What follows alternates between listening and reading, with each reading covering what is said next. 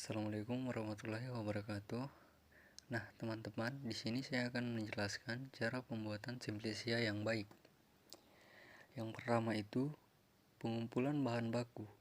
Bahan baku yang diambil dalam pembuatan simplisia seharusnya didapat dari satu wilayah yang sama dalam satu kali panen dengan kondisi tanah, air, dan udara yang sama, agar kandungan kimia yang terdapat dalam tanaman tersebut tidak berbeda-beda kadarnya.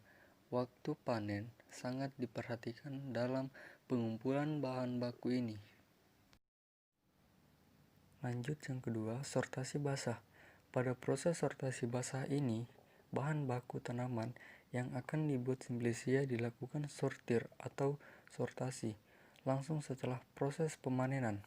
Tujuan dilakukannya sortasi basah ini untuk memisahkan bahan organik asing yang terbawa saat proses pemanenan seperti tanah, pasir, batu, dan lain-lain yang dapat mengganggu pada proses selanjutnya.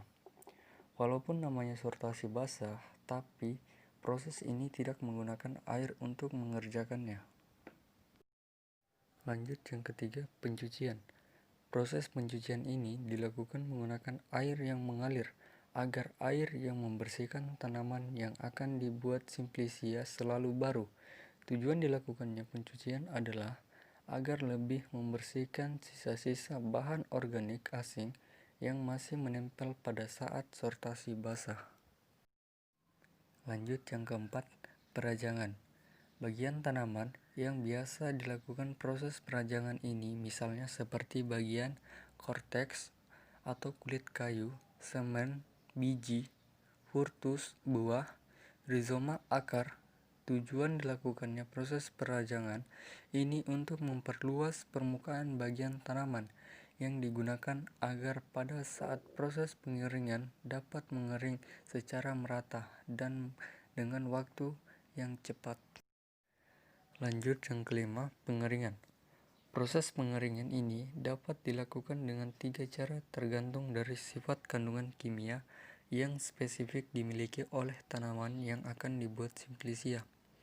Pengeringan dapat dilakukan dengan cara modern, yaitu menggunakan oven dengan suhu yang digunakan adalah 40-50 derajat Celcius.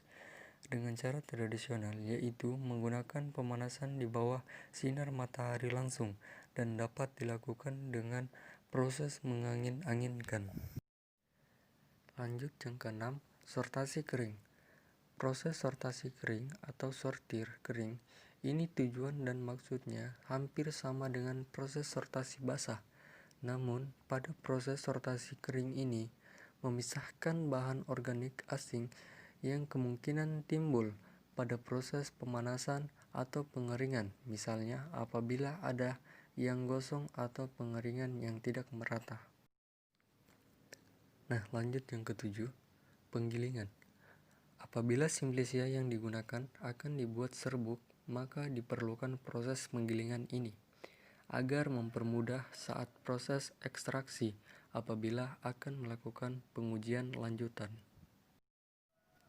Lanjut yang ke-8, pengayakan. Pengayakan ini tujuannya untuk memisahkan simplisia yang telah digiling apabila ada ukuran yang belum rata. Biasanya untuk simplisia menggunakan ayakan MES 20. Proses pengayakan jangan menggunakan ayakan yang menghasilkan serbuk yang ukurannya terlalu kecil karena dapat mempersulit pada proses pengujian lanjutan seperti ekstraksi. Lanjut yang terakhir 9, pengemasan atau pengemasan atau pengepakan simplisia yang telah dibuat lebih baik disimpan dalam wadah yang higroskopik yang kedap udara dan lebih baik terbuat dari kaca agar simplisia yang ada di dalamnya tidak cepat mengalami pembusukan atau ditumbuhi mikroba. Nah, itulah tadi cara pembuatan simplisia yang baik. Semoga bermanfaat.